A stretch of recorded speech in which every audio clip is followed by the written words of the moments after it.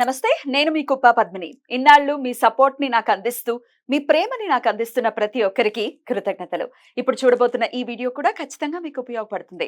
Like, share and subscribe చేసి మీ ఇష్టాన్ని అలాగే మీ సపోర్ట్ ని నాకు అందించండి. అలాగే ఈ వీడియో పట్ల మీ అభిప్రాయాన్ని కమెంట్ సెక్షన్ లో కమెంట్ చేసి నాకు తెలియజేయండి. నమస్తే.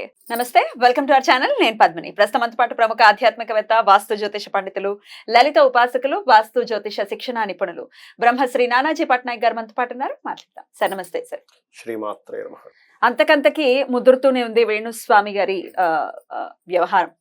అటు మూర్తి గారు అలాగే వేణుస్వామి గారికి మధ్య మూర్తి గారు ప్రశ్నలు అలా సంధిస్తూనే ఉన్నారు. ఎట్టకేలకు ఒక వీడియోనైతే రిలీజ్ చేశారు ఇద్దరు కూడా, వైఫ్ అండ్ హస్బెండ్. అయితే మేము ఇక ఇదే మా ఆఖరి వీడియో అని పెట్టడం, మేము సూసైడ్ చేసుకుంటున్నాం అని అనటము ఒకంత షాక్ కి గురి చేసింది డెఫినెట్ గా.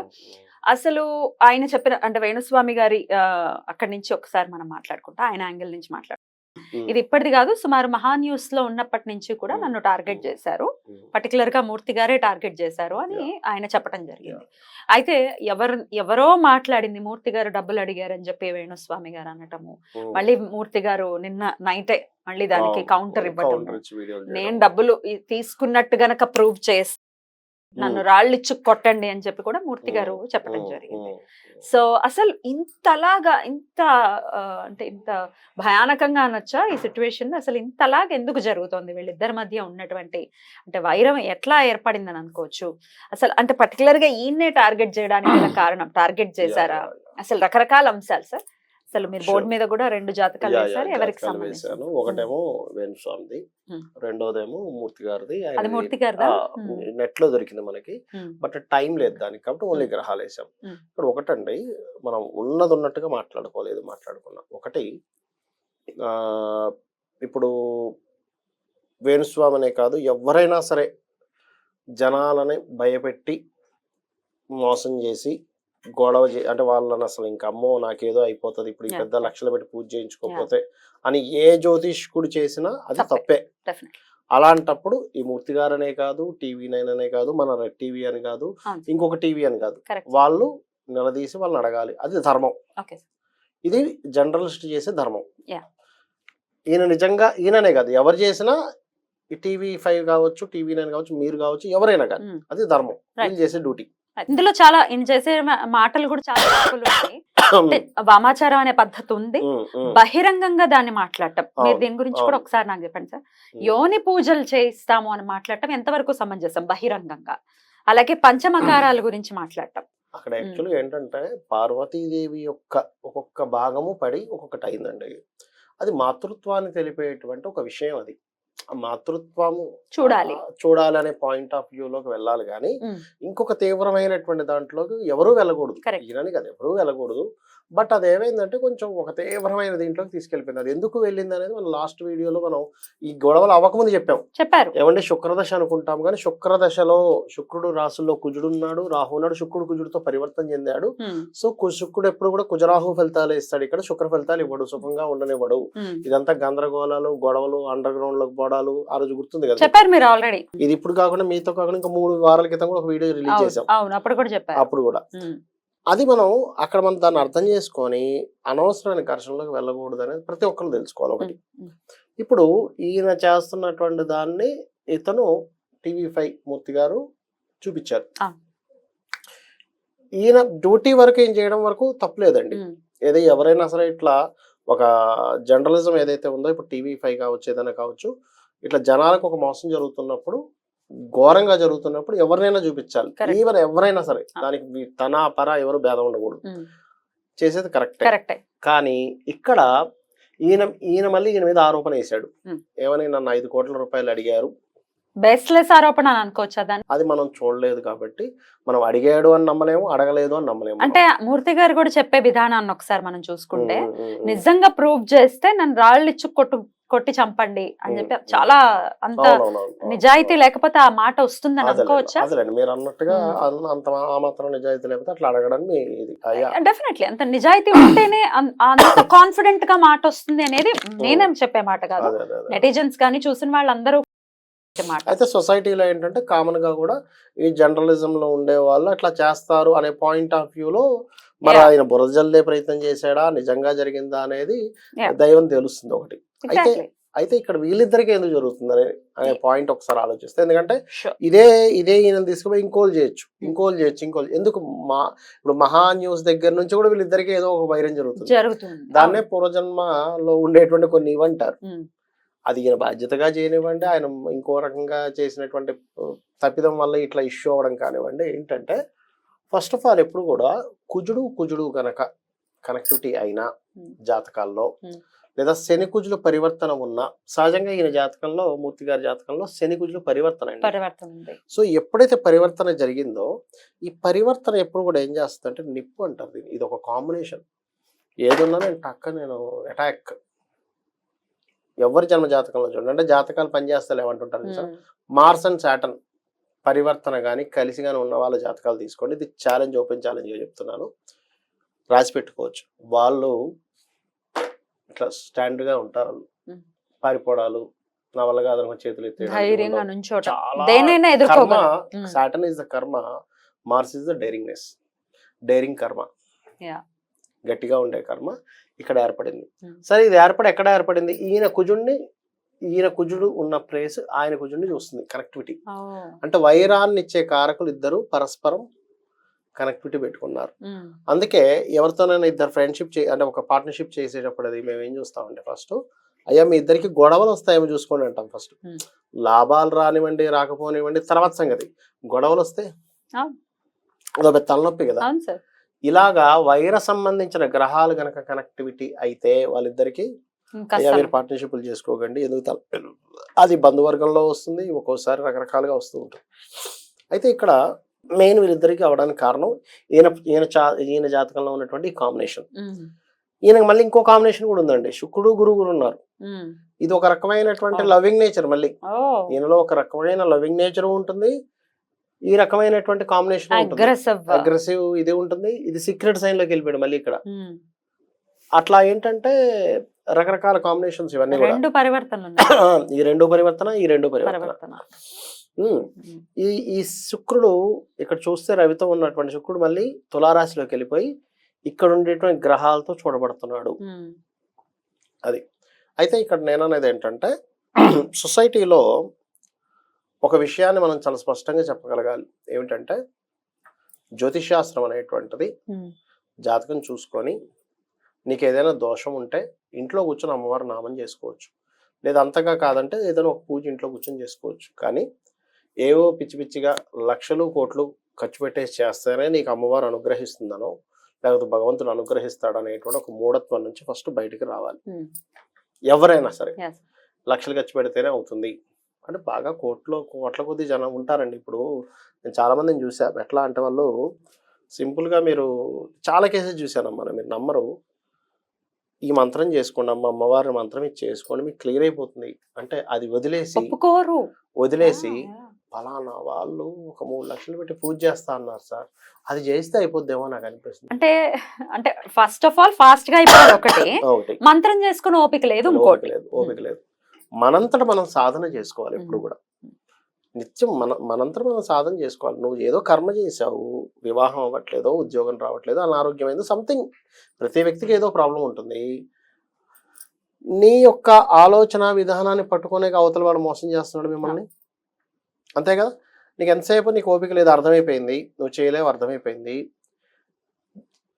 అవతల వాళ్ళు ఇన్ని లక్షలు పెట్టి ఎందుకు వేస్తున్నారు, 15 లక్షలు 15 లక్షలు పెట్టి ఎందుకు వేస్తున్నారు నీకు బిల్లు. ఒక 10,000, 20,000, 30,000 అయిపోయే పూజ 15 లక్షలు, 15 లక్షలు, 20 లక్షలు, కోట్ల రూపాయలకు ఎందుకు వెళ్తుంది అంటే, ఒకటి నీ యొక్క వీక్నెస్ ను అర్థం చేసుకున్నాడు. కరెక్ట్. ఆ వీక్నెస్ లోకి వెళ్ళకూడదు. భగవంతుడు అంటే నువ్వు లక్షలు ఖర్చు పెట్టి చేస్తేనే నేను అనుగ్రహించేవాడు కాదు. భగవత్ స్వరూపం అలాంటిది కాదు. భగవత్ స్వరూపం నీ భక్తి ద్వారా వచ్చేది, నీ యొక్క మానసిక స్థితి వల్ల వచ్చేది. అంటే నీ యొక్క మానసిక స్థితి ఎట్లా ఉంది, నువ్వు ఎలా అందరిని అర్థం చేసుకుంటున్నావు, నువ్వు ఎట్లా మంచిని తీసుకుంటున్నావు, చెడుని ఎలా వదిలేస్తున్నావు అనే దాని మీద ఆధారపడి ఉంటుంది భగవత్ శక్తి అనేటువంటిది. అంతేగాని నేను ఇక్కడ ఇంత దోచేసుకొని ఇక్కడ నేను ఇన్ని లక్షలు ఖర్చు పెడతానంటే ఆ రూపంలో నీకు అనుగ్రహం రాదు. కరెక్ట్. నేను ఇంత బ్లాక్ మనీ తీసుకొస్తాను, కోట్ల రూపాయలు వేరే దగ్గర నేను దోచుకుంటాను, ఇక్కడ మళ్ళీ 1,00,000 రూపాయలు ఇక్కడ ఖర్చు పెడతాను. ఎట్లా బ్యాలెన్స్ అలా ఇచ్చేస్తే ఇంకా భగవంతుడు ఎందుకు అవుతాడు ఎందుకు అండి అవుతాడు? అలాంటి మనకి ఇస్తే మీకు ఎందుకు బ్యాలెన్స్ అవ్వదు. అవును. కొంతమంది ఉంటారండి న్యాయంగా సంపాదిస్తారు, వాళ్ళు న్యాయంగా కోట్లు సంపాదించే వాళ్ళు ఉన్నారు, నిజంగానే వాళ్ళ లక్షలు పూజలు కూడా ఖర్చు పెడతారు వాళ్ళు, ఒక పెద్ద పూజ చేస్తారు, అందరికీ అన్నదానాలు చేస్తారు, న్యాయంగా చేసే వాళ్ళు అందరినీ ఒక దాటి కట్టేయకూడదు. కరెక్ట్. పెద్ద పెద్ద వాళ్ళు ఉన్నారు, ఎందుకు లేరమ్మా? ఇప్పుడు టాటా ఉన్నాడు, ఆయనకు చేయడా?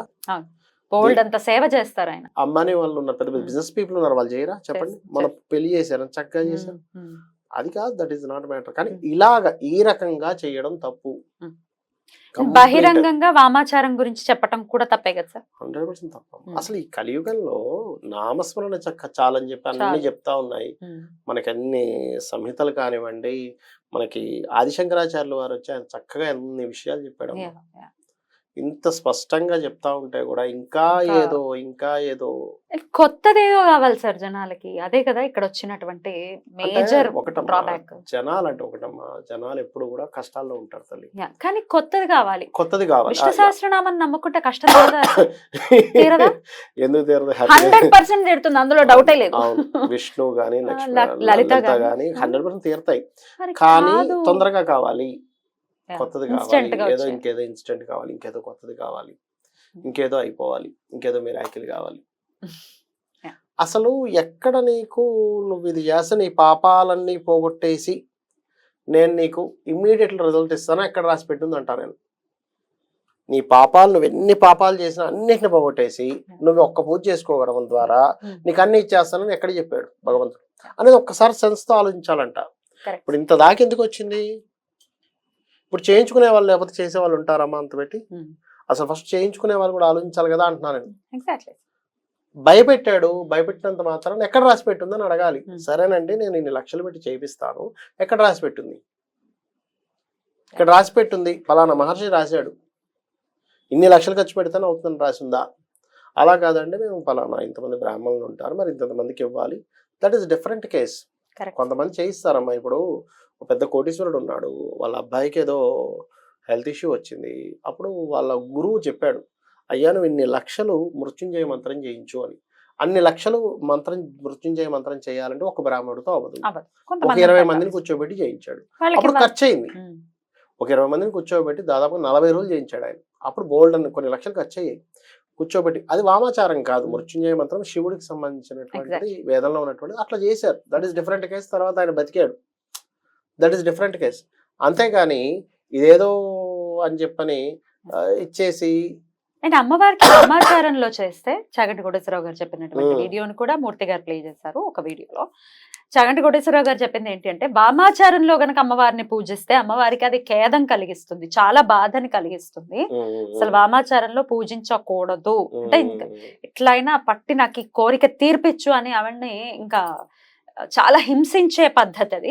కుంకుమార్చన చేసి చాలా సాత్వికంగా చేయటమే అమ్మవారికి కూడా ఇష్టము అని చెప్పారు సార్. దీన్ని మీరు ఏమంటారు?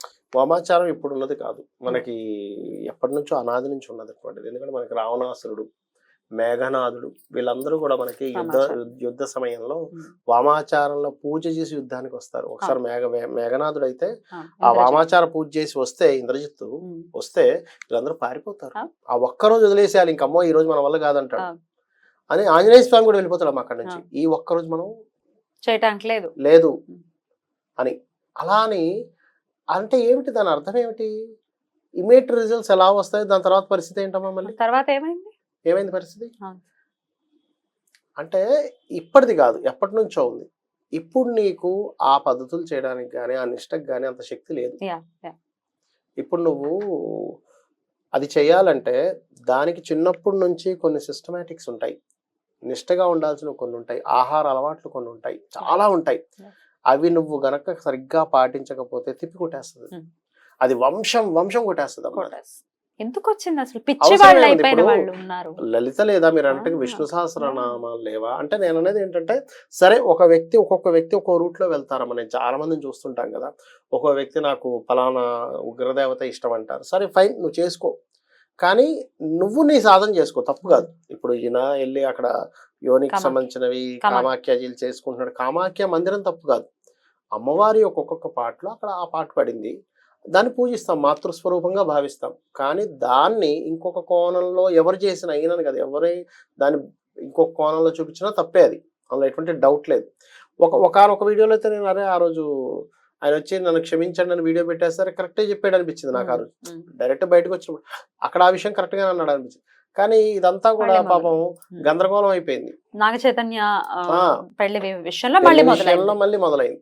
అక్కడంతా డైరెక్ట్ గా, ఎందుకంటే వాళ్ళ సున్నితంగా ఉండేటువంటి వాళ్ళ మనస్తత్వాలు. ఎంత వాళ్ళు సెలబ్రిటీస్ అయితే మాత్రం వాళ్ళ పర్సనల్ విషయాలు చెప్తామా? చెప్పకూడదు కదా, ఒక హద్దు ఉంది. ఒకవేళ అంతగా కంటిన్యూషన్ చెప్పాలని అనుకుంటే ఇక్కడ ఇది ఉంది, సో మీరు చేసుకుంటే మంచిది. That is different case. ఇప్పుడు డాక్టర్ అన్నాక మీకు ప్రాబ్లం ఉన్నప్పుడు ఎట్లా చెప్పాలో ఆస్ట్రాలజర్ కూడా చెప్పాలి. ప్రాబ్లం ఉన్నప్పుడు అది ఎలా చెప్పాలి? బాబు నువ్వు కలకాలం బాగుండాలి కాబట్టి నువ్వు ఇది చేసుకో. ఇప్పుడు మనకు కూడా వస్తుంటాయి కాల్స్, ఆ వ్యక్తికి 2 వివాహాలు 3 వివాహాలు జాతకాలు ఉంటాయి, డివోర్స్ కేసెస్ ఉంటాయి.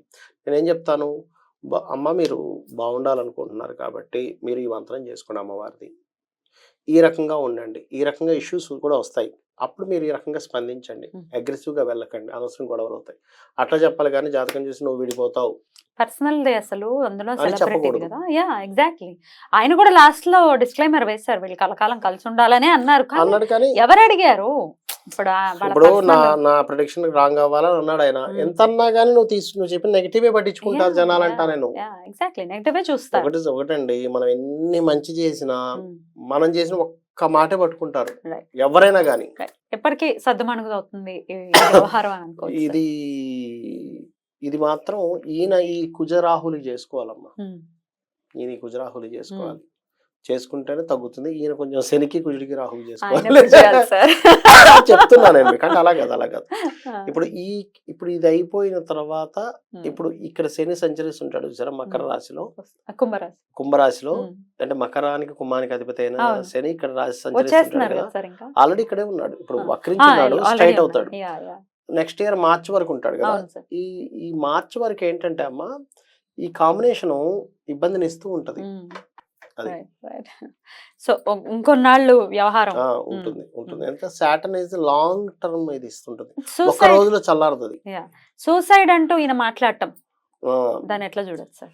అంత నిర్ణయం ఏం తీసుకోరుగా? ఛాన్సెస్ ఉంటాయి ఛాన్సెస్. ఎందుకంటే చెప్తా చూడండి, కేతు శుక్ర.